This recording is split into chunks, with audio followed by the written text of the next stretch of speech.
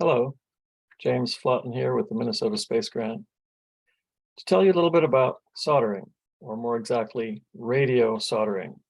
Radio soldering refers to essentially gluing electronic components together using molten metal solder. That's spelled S-O-L-D-E-R, but the L is silent. So it's called solder. And let's take a look at some pieces that have been soldered. Essentially, any electronic component that you've ever encountered, here's an example of a microcontroller. This is an Arduino Uno. The components that are on this board are all glued on with solder. They're glued on with molten metal, which then cooled and is no longer molten.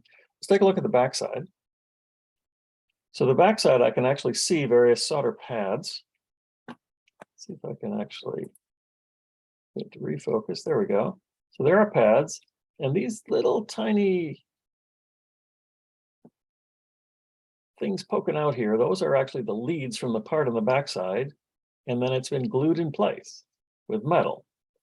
This is called through-hole soldering, which basically means that the parts are on one side of a board, there's holes, and then the leads, the wires, stick through to the other side. On the other hand, on this same board, there are also some surface mount parts. For instance, here's a very tiny part just above the silver thing in the middle there, which has really tiny pads, tiny solder pads, okay? And so surface mount soldering requires much finer control over the solder. That's not what I'm going to be talking about in this basic video.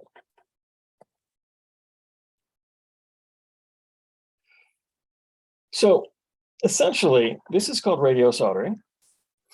Here's an example of another board. This particular board is ready for components. So the components would go on this side. The leads would stick through to this side. And then here are the various pads. And you would solder, glue the various leads to those individual pads. Some of the pads are a little bit bigger. Some of the pads are a little bit smaller. And the pads in this case are all spaced about 1/10 of an inch apart.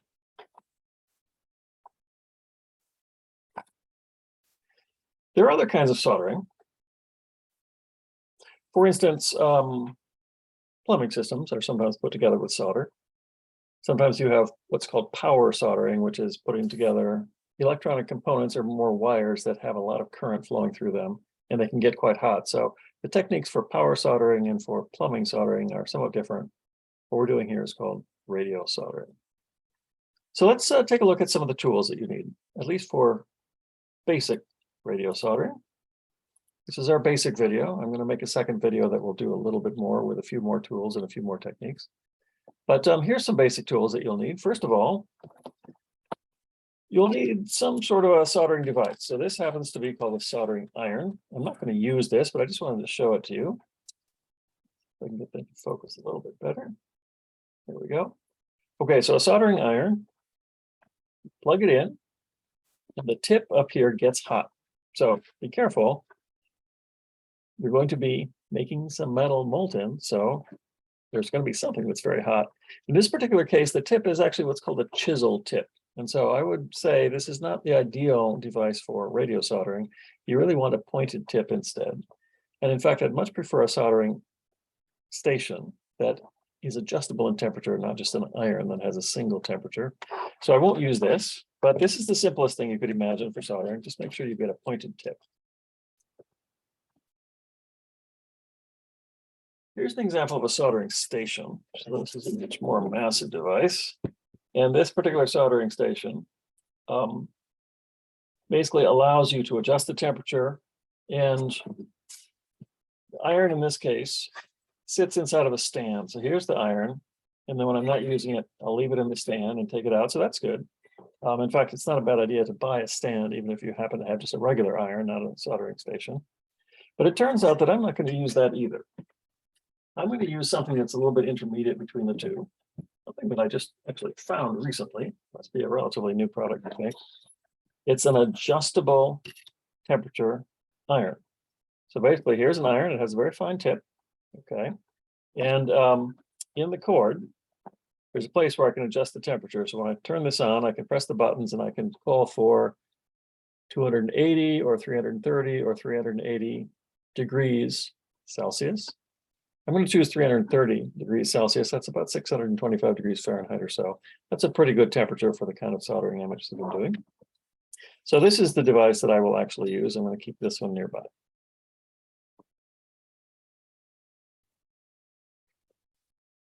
Now, well, actually, let me bring it back here right away because I want to plug it in and show what it looks like when solder melts. Here's my iron on my device. So I'm going to put it on. And there it went up to, oh, turn it off again. Oh, turn it on. And then let me increase the temperature. Ah. Try again. This particular device does have one funky characteristic, and that's it sometimes gets confused. You need to literally unplug it and plug it back in again. Let's try this again. Here we go. There we go. So now it's gone up to the third level of temperature. I'm going to click down. That's the temperature I want, 330 degrees Celsius. So now it's getting hot. Doesn't take long for it to get hot. So there's the tip. And here's my solder. Let's take a look at the solder actually for a moment. So basically, this is 0.8 millimeter diameter or 0.031 inch diameter rosin core solder, which is 40% lead and 60% tin. This is actually fairly typical, a lead tin mixture, and I'll explain why I prefer leaded solder. You can buy non-leaded solder, but in fact, it has some significant drawbacks. Okay, it's a very flexible metal, and it has a very low melting point. And let's see if I can melt some solder here.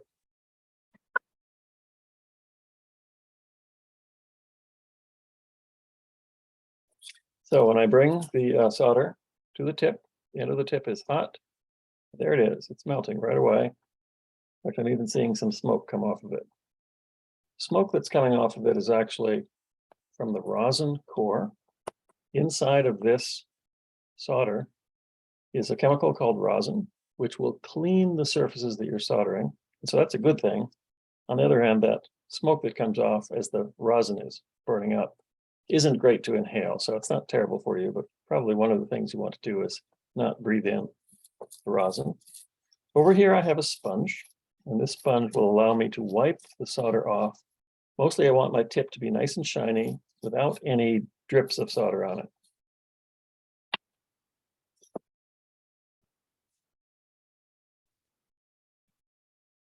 Okay. So what else do I need for soldering? Set my iron aside for a moment. Set my solder aside for a moment. And take a look. You're going to need a wire clippers, and you're going to need some sort of a device for stripping wire. So here's a wire strippers. Here's actually a completely different kind of wire strippers, and neither of these are the simplest kind. The simplest kind of wire strippers, which is to take the plastic coating off of the wire without damaging the wire, the metal on the inside, is just something that you squeeze down, and the tighter you squeeze, the smaller it gets, and you squeeze it down until it gets through the plastic and not through the metal, and then you pull off the plastic, and that's tricky. I don't even have one of those here because I much prefer something like this, which what happens here is as you squeeze down, it stops getting smaller and you just have to put the wire in the right hole. So for instance, let me just demonstrate this. Here's some wire. This happens to be 22 gauge stranded wire. So I'm just going to look here and I'll see one of the numbers here says 22 on it. So I'm going to put the wire through in the slot that says 22. And I'm going to close it as far as I can, which basically should cut the plastic and not the metal. And if I pull, aha, there it is. So I stripped that plastic off of the metal without damaging the metal. On the other hand, here's a completely different wire stripper. This one doesn't have holes. It just grabs things and pulls on them. Okay, so in this case, I just grab it and pull on it. If it doesn't slide, that time it slid, so I'll try that again. Grab it and pull on it. That also manages to strip it. So in the kits that I hand out to my students, I tend to give them this kind of wire strippers. And then this is a wire clippers for clipping off excess wire that you don't need in your project. Other things that you might need for soldering, useful tools. Here's one. This is called a helping hands. Okay, and so this particular device happens to have a magnifying glass. I don't use that very often, and it has a couple things that can grab onto parts. Here, for instance, is a part, and here is, let me turn that sideways so you can see that better. Okay, here's some alligator clips. I've even put some tape on these alligator clips so that they don't scratch my parts. That's not particularly necessary, but this one doesn't have tape on, this one does have tape on, and this allows me to hold on to the parts. And the reason is when I'm doing soldering, typically my right hand is busy with the iron, my left hand is busy with the solder, and I need something to hold on to the part so I can bring in the solder and bring in the iron without having to worry about holding the part itself. That's what this is called, helping hands. It turns out I won't use this. I'm going to use a singular helping hand. So here's a helping hand device. Looks the same. It's a weighted base, and it's just one alligator clip. And so if I don't need two, this is fine. And if I need two, I can use two single ones and adjust their spacing more easily than the one that has the two hands both attached to the same bar. So this is actually what I'm going to use. Okay. Here's another thing that's actually surprisingly useful, and that is what's called a solderless breadboard. Now you might say solderless sounds like that's not for soldering. It's true. If you're trying to do wiring without soldering, then you might plug the wires into this breadboard. But this is actually a very useful device for holding things. So for instance, here is a header, and here's a breakout board. And if I wanted to attach the header to the breakout board, what I would do is I would put the header through the holes in the breakout board, and then I would want to solder them there. How do I hold that? Well, here's a possibility. Just take the header, plug it in, take the board, breakout board, put it on top, and it will hold it for me while I'm doing the soldering. So turns out I actually use this thing to hold parts even more than I use helping hands, especially parts that fit into a solderless breadboard. I'm going to make a second video, and in the second video, I'll show a few more tools, but these are really the main tools that are useful for doing basic radio soldering. Let's talk a little bit about safety. So let me go back to my other camera here. There we go. So soldering is a very safe activity. While I say that, I'm going to turn off my iron so I don't burn myself. Okay. So this is a very safe activity, but you have to be reasonable. So you have an iron. The iron gets hot, especially up here. So just make sure that you don't touch that to yourself. Don't touch that to your partner. And so what that means for me, basically, is I hold it in my hand when I'm busy with it. And when I'm not busy with it, I put it in its stand. And its stand will keep the metal part that's hot out of touch of anything. So I can't even touch that if I try to, because it's buried way down in there and it's covered by a piece of metal. Okay, so be reasonable. Stow the iron in its stand when it's hot and you're not using it. Now, you can get burned, obviously. You can get burned by touching the iron or by the solder itself when it's hot, when it's molten. So don't do that. Okay, so I guess one of the particular worries that people may have, it's not a big worry, frankly, but it is your eyes. And so it turns out that there's two circumstances under which you might get things in your eyes when you're soldering. And if you were to wear safety glasses like this is a good idea. In fact, this is really a very good idea if you don't wear glasses or if you do wear contacts, okay? On the other hand, if you wear glasses like I do, hardly anybody who wears glasses that I know actually wears safety goggles on top of the glasses. It's essentially overprotection. But safety goggles are a fine idea, and especially if I didn't wear glasses, I would definitely be inclined to wear them all the time. I only wear them some of the time. Here are the two circumstances under which you might get things heading towards your eyes, both of which are very avoidable. One is if you have molten solder, which ends up to be airborne. Now, you might say, why in the world would that ever happen? And it turns out the way to clean off a soldering iron, which I was proposing wiping it off on a metal sponge like this one, okay. You can also use a wet sponge, but I prefer a metal sponge myself. It used to be the way to clean off soldering irons, and some people still do this, is to shake them.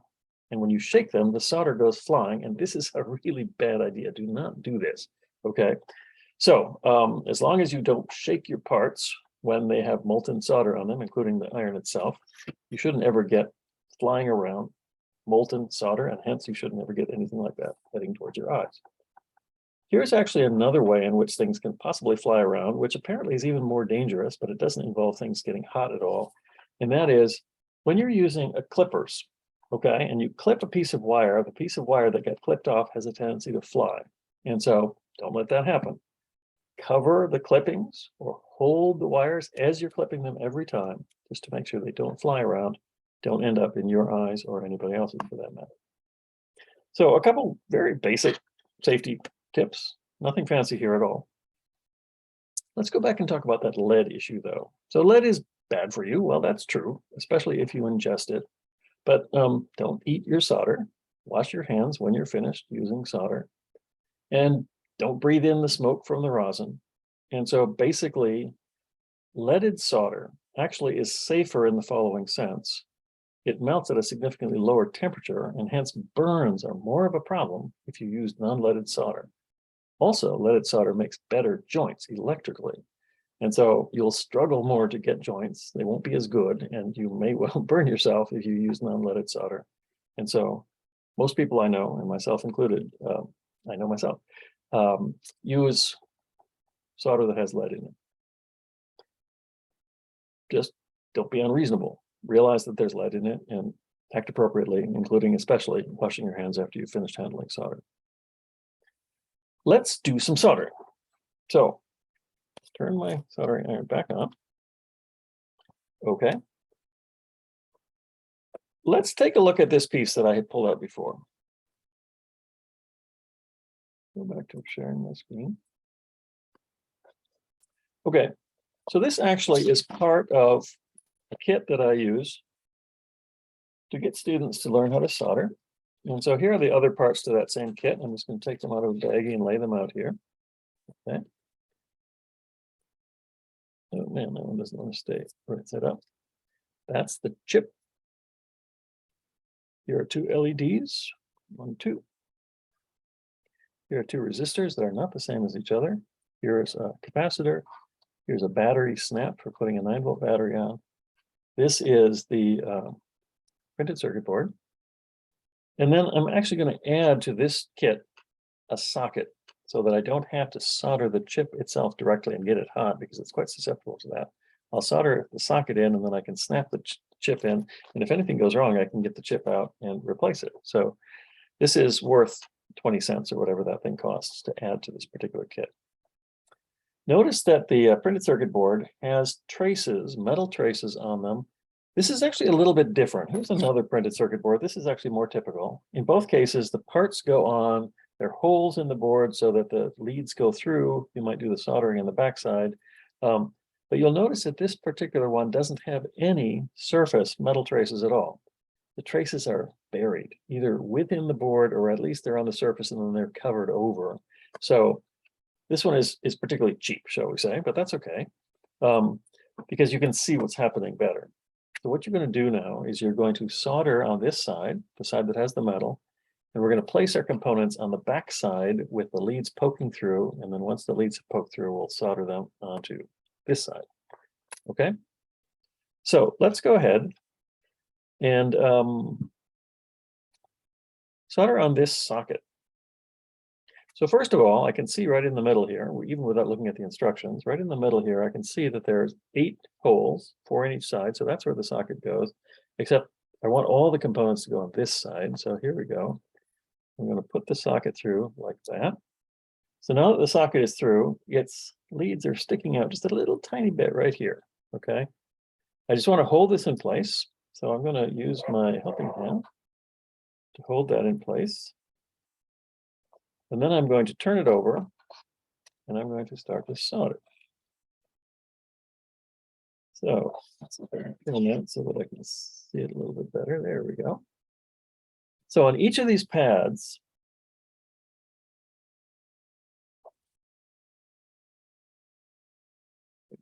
focus a little bit better. Perfect.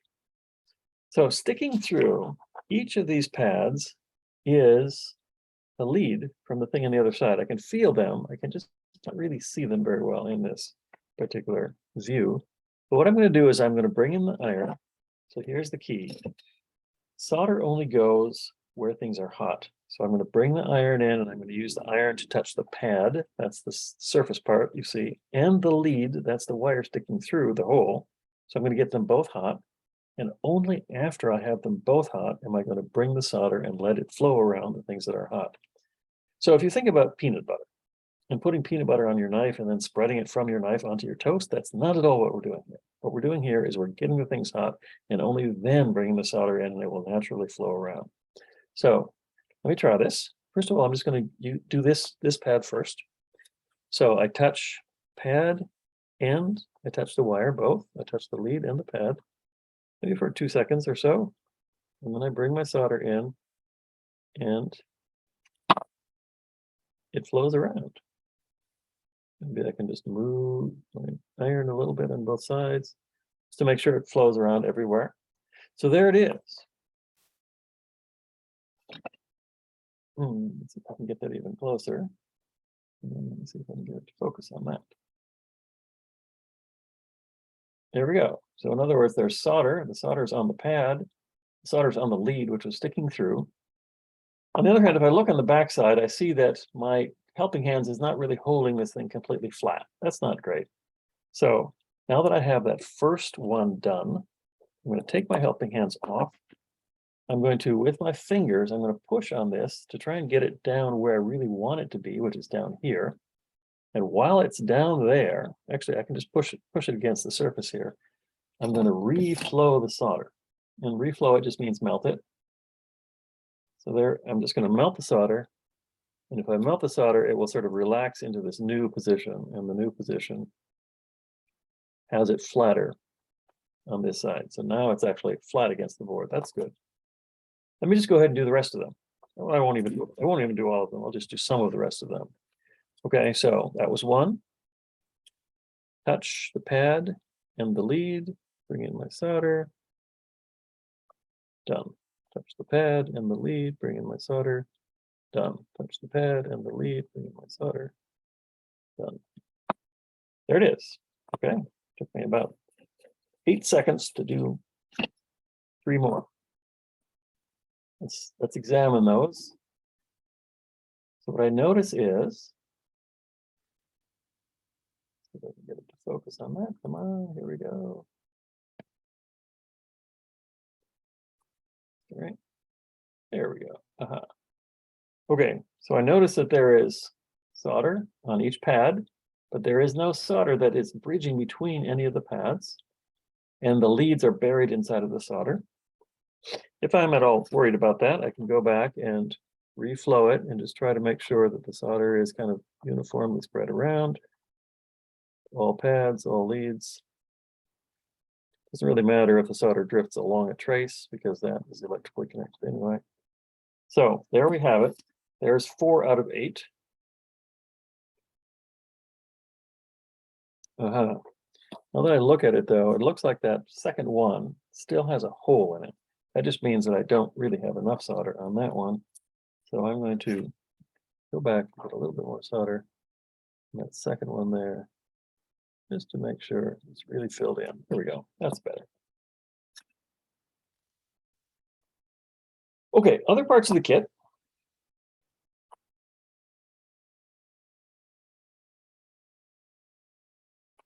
So that was the socket. And now that I have the socket, I can go ahead and put my chip in. Let me just take a quick look at the chip itself. Wonder if I can hold that close enough for you to see some details on the chip.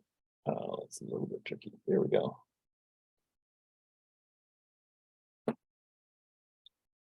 Notice that on the left-hand side of the chip, as I'm holding it, there's a notch. Sometimes there's a dot.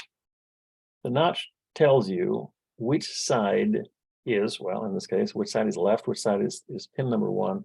So when you are putting this into place on the board, you have to look at the instructions, and the instructions will tell you, put it in place with pin number 1 to the left-hand side if this thing is oriented so that the capacitor is, in this case, close to me. I'll put in the capacitor next so you'll see what I'm talking about. Okay, back to focus. So here are some more components. Here is a capacitor. The capacitor is polarized. It's got a minus sign, a little stripe that says minus. And notice the stripe that says minus is next to the lead that is shorter. So in general, if you have leads, one is longer, one is shorter, the negative one will be the shorter lead. Okay, so that's a polarized device. Here's a light emitting diode. It has leads, one of which is longer, one of which is shorter. So that's tells you which one is positive. The longer one is positive. On the other hand, if you happen to have a device where the leads have been clipped off, and so now they're the same length, and it's like, now I'm stuck. Well, in the case of the capacitor, I can see the minus sign. It's painted on there. In the case of the LED, what I'm going to do is I'm going to feel with my fingers around this lip. And I will notice that at one point right here, the lip is ground off. Right here, there's a lip right there at the edge at the bottom there. Okay. I don't think I can show this to you on the video, but right there it's ground off. That's the negative side. So basically there's a lip all the way around, and then here it's ground off. And sure enough, that's next to the shorter lead. So the ground off part is trying to indicate which side is negative. Here's a cautionary tale. It turns out that when I was learning about LEDs back in college long ago, I was told that if you look inside of an LED, you can see things inside of an LED. So here's a set of 4 LEDs, okay? And I'm gonna look inside of them and see if I can get this to focus.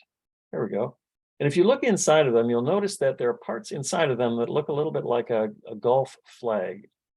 On the left-hand two, it's on the left side, and on the right-hand two, it's on the right side. But it turns out that all 4 of these LEDs are oriented the same way with respect to positive and negative. What this tells me is that the Gulf flag shape inside the LED is not always an indicator of what's positive or what's negative. In fact, in these 4, 2 of them are one way and 2 of them are a different way. So I would propose do not look inside the LED and try and figure out what is positive and negative. Use the lip on the outside, or use the length of the leads if it's a brand new LED. Okay, other things that are here. This is a battery snap. So this is how I will attach the battery to this particular kit. I mentioned the capacitor, which is polarized. LEDs which are polarized. Here are the 2 resistors. And these are not only not polarized, but they're not the same as each other. So you got to be careful that you put them in the right spot. And then the chip, which is going to fit in the socket itself. And then the socket is already soldered in, partly soldered in. Okay, so I'm going to do just one more component. Why not? Let me put in the capacitor. Okay, so the capacitor has a plus, longer lead, minus, shorter lead. If I look at the instructions, I see that the capacitor is supposed to go into these 2 holes right here with the negative side away from the chip or away from the socket. So I'm going to put it through those 2 holes. So that's the location of the capacitor. Okay. And now what I'm going to do is a little bit strange perhaps, but I'm going to actually bend the wires. Because when I bend the wires like that, I splay the wires, now it won't fall out. In other words, it holds itself in place. And that's handy because that means with my helping hands, I don't have to hold the component. I can just hold the board as a whole. And then I can go ahead and solder those 2 pieces, and I will do that. My iron is still on. So I'm going to touch the lead and the pad. This might actually take a little bit more time because these are bigger pads and the leads are much longer than the last time, but here we go. Touch this lead and this pad. maybe for 5 seconds or so, and then bring in some solder. And I'm done. Touch this lead and this pad. Bring in some solder. And I'm done. And the second one could use a little bit more solder. Put my iron in its holder. I can get this to focus. There we go. Okay, so plenty of solder, maybe even more than I needed. Not so much that it's bridging between any of the pads, which is good. In the second video, I'll talk about how to get solder back off again if you end up with too much. But here's a situation where now I have these leads sticking out a lot. And those leads could get in trouble. They could touch each other or touch other things. So the last thing I'm going to do is I'm going to hold on to this lead. I let it cool so it's not hot anymore. And clip. And then hold on to this lead. How about in this case, I won't hold on to it, I'll just cover it. So cover it, clip. Ooh, I felt it touch my fingers, but it didn't hit my eyes. So now I have leads are clipped off. I won't even bother clipping the leads here. Those leads just don't stick out very much. The leads from that socket. Okay, so this is coming along. It's got 2 components. I've got another half dozen or so to go. So final comments. This is just supposed to be some soldering basics. When you're soldering, be quick so as not to overheat the components. Bend the leads if you need to hold them in place.